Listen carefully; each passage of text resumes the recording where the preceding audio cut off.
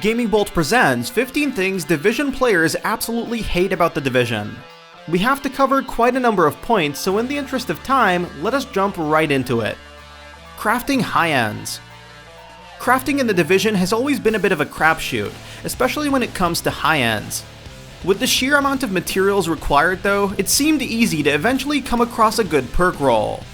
That's one of the main problems of Update 1.1. It's going to make the material requirements for high ends, well, higher. Ubisoft Massive is compensating by offering guaranteed high-end drops from named enemies, but this crafting nerf is less than amazing. Farming Division tech.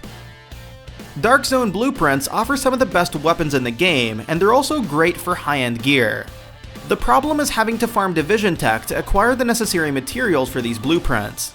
Some high-ends don't require them, and this will be further softened in Update 1.1, but the sheer agony of traversing the Dark Zone and then going back to maybe craft something good, let it end soon. Battling multiple rogues. As you traverse the Dark Zone, you'll often come across a group of rogues. This can be annoying on its own for sure, especially if you're traveling solo, but then you come across multiple groups of rogues working together. With the right workaround, you can have multiple teams of agents in the Dark Zone, and while it's great for causing trouble, it's not when you're on the wrong end of it. Battling one Uber rogue. And if you thought fighting a group of rogues was bad, try battling that one Uber rogue who seemingly can't be beat, not even with a full squad of 4 agents. You know the one, runs around with tons of health and oodles of DPS who can melt you simply by looking at you. It's not a terrible thing if you've earned that sweet loot. Heck, use it however you want while the rest of us see that our scrub status. We're not angry. Much. Accidentally going rogue. What could make things worse? How about fighting rogues or NPCs with non-hostile agents and accidentally going rogue yourself? While Massive did reduce the penalties for dying while rogue, thus making it less punishing when you screw up, it doesn't help when you make your entire team go rogue because of one misplaced shot. Low drop rates for high ends. Though the developers buffed the drop rate of high-end items, it wasn't buffed enough to compensate for the lack of Phoenix credits. Though Update 1.1 will make named enemies drop guaranteed high-end items, it's just a bit annoying to have to go through the Dark Zone or challenging mode for the past 2 weeks with very little rewards. Or maybe we're being picky. Russian Consulate. Nope, definitely not being picky.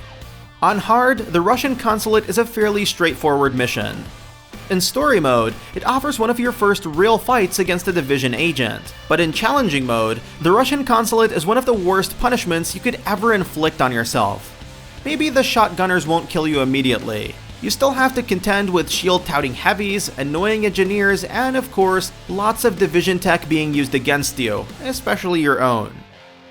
Low variety of challenging missions. Even if someone appreciates the difficulty of Russian Consulate, it's still annoying to have only 4 challenging missions to choose from at any time. We can appreciate difficult content, but some more variety would be appreciated. Hopefully some more challenging missions will be coming with Update 1.1 or somewhere in the near future. SMG favoritism. Want to do amazing damage? Then you'll want an SMG. It can be a Navy MP5 or a Tactical Vector 45 ACP. Even the AUG is an outstanding option. Unfortunately, the SMG seems to be the best solution for endgame content.